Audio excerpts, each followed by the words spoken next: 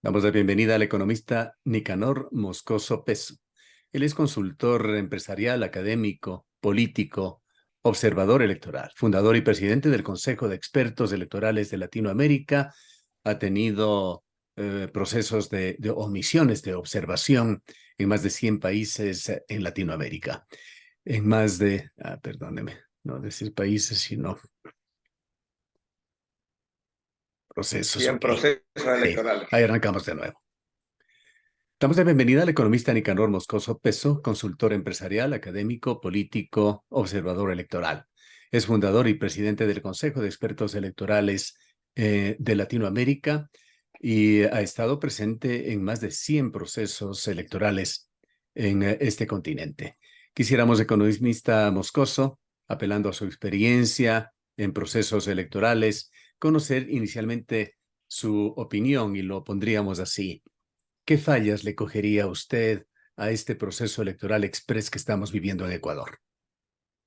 Bien, muchísimas gracias por la oportunidad. Mire, el Ecuador y América Latina ya tienen aproximadamente 40 años teniendo elecciones luego de los procesos que tuvimos de dictaduras en nuestro continente. En el Ecuador particularmente ya más de 40 años haciendo elecciones.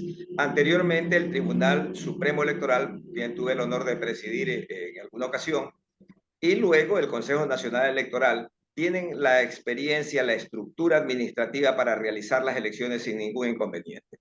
Aparte que la tecnología, la modernidad que tenemos tecnológica ha permitido que muchos aspectos que antes estaban en duda, como es decir, la sumatoria de las actas al final del día, hoy es electrónica y puede ser fácilmente auditable por las organizaciones políticas que ponen delegados en las mesas y retiran sus actas. Internacionalmente existe una suerte de asociación entre los organismos electorales y las observaciones sirven principalmente para intercambiar experiencias, decir lo que ya está funcionando mejor en un país y hacerlo en otro, y también lo que va fracasando, y a veces experiencias que van fracasando en algún país, diciéndolas en los foros que se arman para efectos de que no se cumplan los mismos. Acabamos de estar ahora, por ejemplo, en las elecciones de Paraguay, y ellos allá celebraban de que estaban haciendo el voto en casa y lo habían tomado de la experiencia ecuatoriana. Entonces, ese tipo de cosas existen. Ahora, para este proceso particularmente, que nos cogió de sorpresa, él está preparado, van a trabajar con el mismo padrón electoral, van a trabajar con las mismas juntas receptoras del voto, los mismos miembros de las juntas receptoras del voto, y en donde sí yo veo que debió mejorar y que debió trabajar mejor el CNE es en el voto en el exterior. Sí se podría experimentar con el voto telemático con los inmigrantes que tenemos en el mundo, pero sí se debió también hacer el voto presencial como están acostumbrados nuestros inmigrantes y hacerlo en las principales ciudades donde hay más inmigrantes, por decir, vamos a hablar de Miami, Nueva York, vamos a hablar de Los Ángeles, etcétera, en donde los consulados, la embajada y los consulados en Washington están habilitados y tienen una expertise que bien pudiera ser llevado adelante esa votación. Y en países latinoamericanos donde también tenemos nosotros presencia, como principalmente en Argentina, en Chile, bien podían los organismos electorales de esos países prestar colaboración con el CNE para ayudarlo a la instalación de las juntas receptoras del voto. En esa parte sí hay un riesgo que podrían muchos inmigrantes que deseen ejercer el derecho al sufragio no lo hagan ese día. Bien, usted exterioriza, expresa un grado de confianza en el sistema electoral y en la capacidad de sus organismos para llevarlo adelante, pero no todos piensan igual y quiero citarle una declaración relativamente reciente, no más de un año, por seguro, no más de 2 años, de Gustavo Vega Delgado, a quien usted debe conocerlo muy bien, expresidente del Consejo Nacional Electoral, entre otras cosas, actual miembro de la Comisión Ciudadana Anticorrupción. Él dijo en entrevista con este medio de comunicación, refiriéndose al periodo pasado o anterior, previo, al que él había sido presidente del CNE, que los procesos electorales de los últimos años habían sido un fiasco en Ecuador. Mire, hemos tenido resultados que han sido reconocidos. Finalmente, hemos tenido sospechas de fraude y denuncias de fraude en los últimos años. La más notoria fue la del año 2017, si no mal recuerdo, cuando perdió Guillermo Lasso frente al expresidente Lenín Moreno. Pero fíjese usted, ya la tecnología ya estaba avanzada. ¿Y qué es lo que en un voto manual como el que nosotros tenemos? ¿En dónde es que puede suceder cualquier cosa? Y eso no lo puede garantizar los miembros del Consejo Electoral ni los miembros de las juntas provinciales, que es la mesa. En la mesa estamos en manos de las 5 personas que ese día manejan la mesa. ¿Por qué? Porque es un voto manual.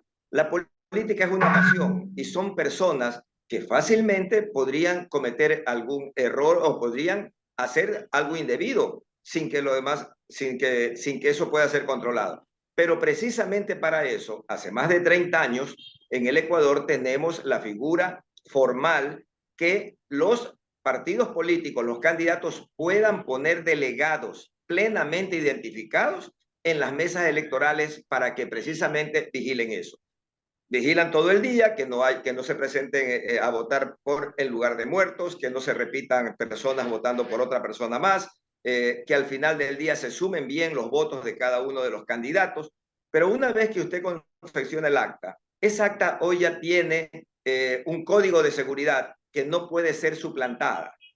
Si alguien quiere reemplazar un acta, tiene que solicitar que le emitan una nueva acta desde el Centro de Cómputo de Quito, y eso ya es demasiados pasos como para que se puedan hacer. Y luego los partidos comprueban si es que el resultado que proclama el CNE es igual al que ellos tienen.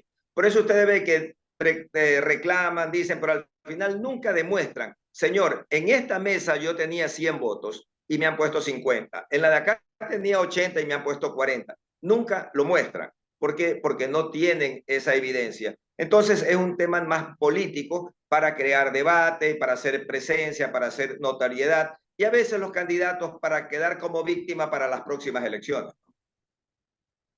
Ahora, ha habido polémicas elecciones en Ecuador en su historia.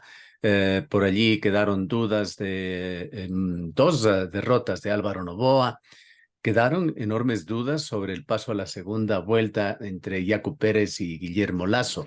El propio triunfo de Yamil Maguad en su momento fue cuestionado y tenía una persona muy cercana a él como presidente del entonces Tribunal Supremo Electoral que nunca permitió un reconteo de votos. ¿No son todas esas manchas en el currículum del hoy Consejo Nacional Electoral?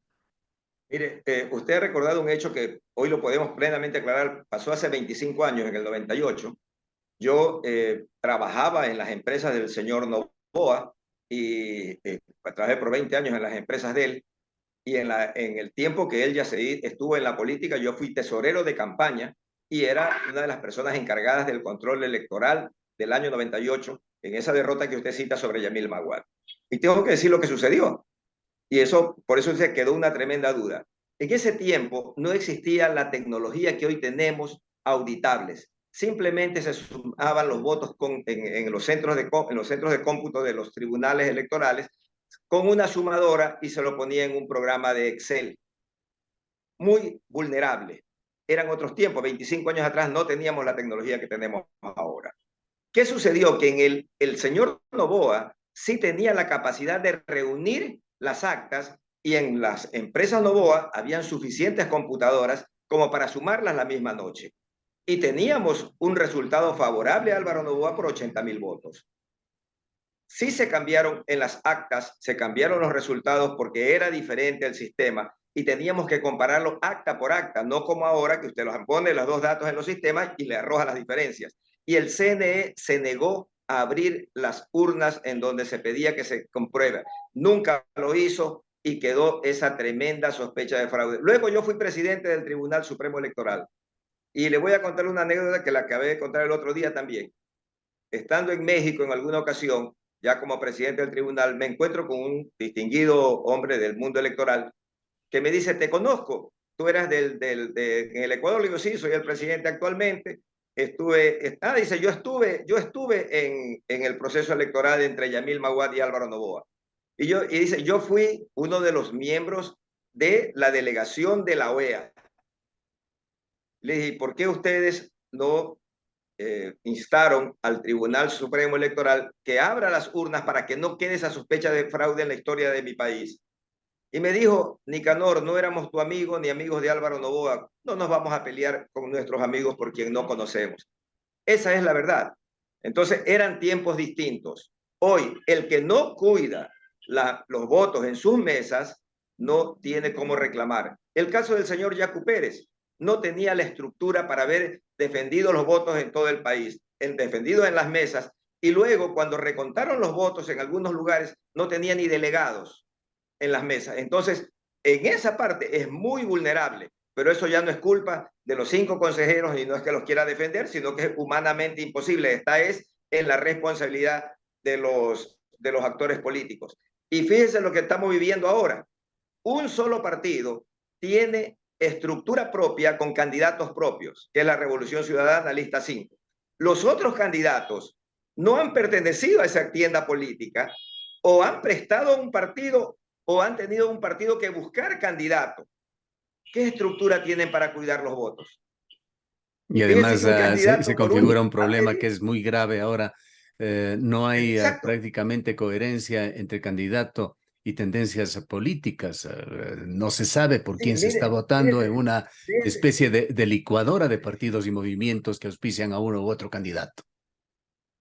Fíjese usted, por ejemplo, el caso del candidato Villavicencio, sin restar méritos a ningún candidato, porque todos los tienen y es el pueblo el que decide, pero él solicita que las Fuerzas Armadas le cuiden los votos. Oiga, eso fuera del país causa hasta risa, de que un candidato pida que las Fuerzas Armadas cuiden sus votos, que reciban las actas y que se las envíen al comando conjunto de las Fuerzas Armadas. Entonces, estas cosas, y como usted bien decía, no hay coherencia.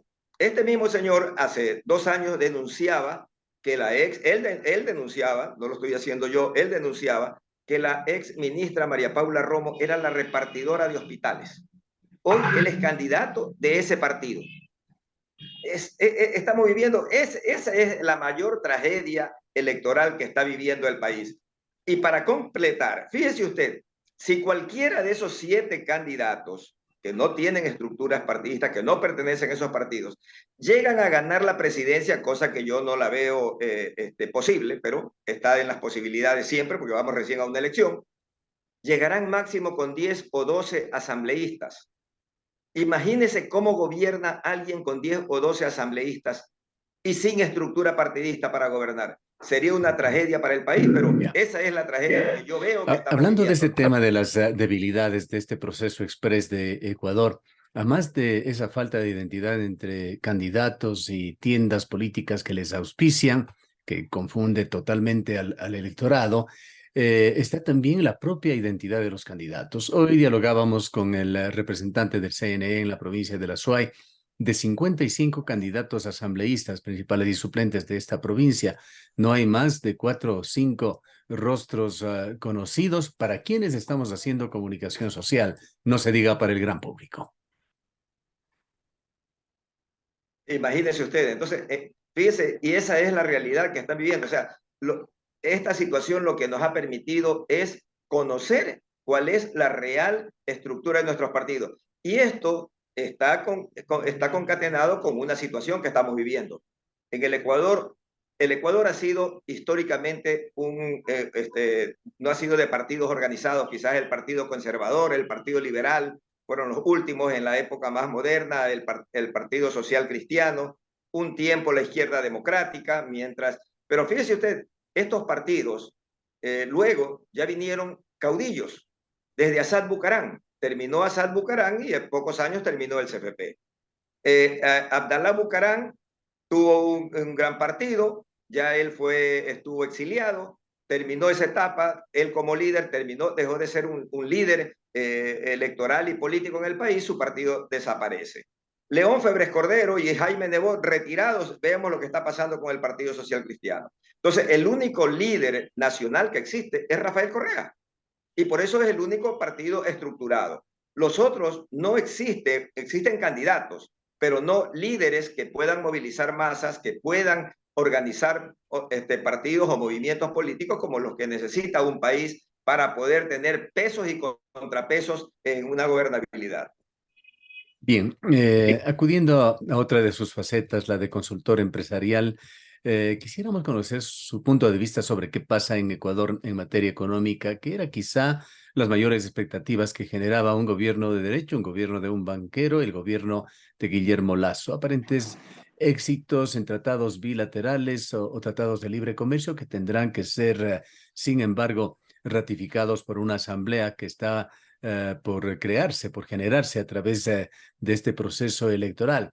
Pero en materia de inversión extranjera, las cifras son deplorables para el país. Se acaba de reportar que en el primer trimestre de este año apenas se ha sumado 17 millones de dólares como inversión extranjera, cifra realmente despreciable.